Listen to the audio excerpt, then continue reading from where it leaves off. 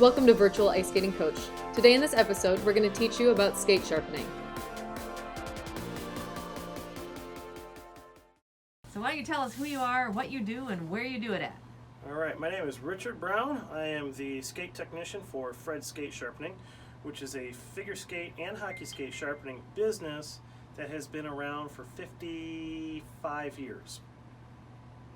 And our main location is Bloomfield Hills, Michigan at the Detroit Skating Club, but we also do a mobile location at the Onyx Ice Arena in Rochester Hills, and we also do mobile sharpenings out of a van that we travel to every so often. Okay, generally we get a boot that comes to us. We take the skate. Laces should be out of the way because we don't want to get this in any equipment that we might be using. Spinning rotation equipment might grab a lace. We have to be careful. Then the first thing is we identify the blade, what it is. We look at the sharpening or the condition of the blade as it comes in the door so that we know what adjustments may need to be made.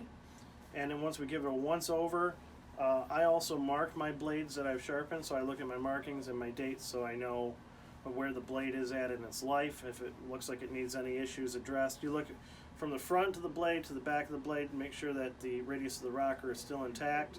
If it looks suspect, you'll have to check for flat spots in the rocker with the radius arm, or even a good flat surface. You can always check the flat spot.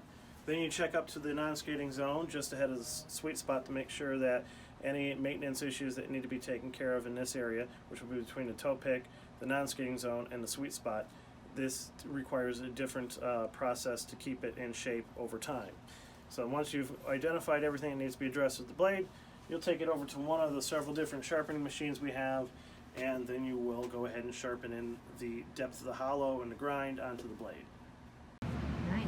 Okay, once you finish the sharpening, now obviously during the sharpening process, I tend to do data points and collection throughout that. That's a process to make sure that we're monitoring the progress of the sharpening, and then afterwards there's a process after that you do before you hand the blade over. But you always, before you hand the blade over, again, you want to give it a once over, make sure that all the edges and the hollow and the radius seem to meet the standard you're shooting for, which should be a pretty high standard. You always want to capture the light, try to shine into the hollow and see what you're looking at, and then you should have a finished product that should be good, fast, strong edges, ready to go.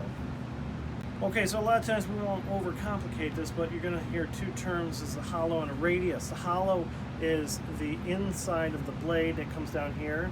The depth of your hollow is how sharp your edge is, and the radius of your rocker is the curvature of the blade, because your blade's not straight. It has a curve to it, so you can rock from the front to the back, and you have different rocker radiuses across the blade for different performing blades, and you have different hollows for different depths of edge.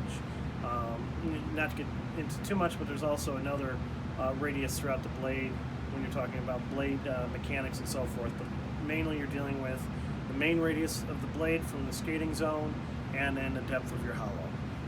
Thank you for joining us and learning about the behind the scenes of sharpening skates with Richard. To learn more about Fred Skate Sharpening, check out the bio located in the description below, and be sure to subscribe to our channel for future videos on skating tips and tricks.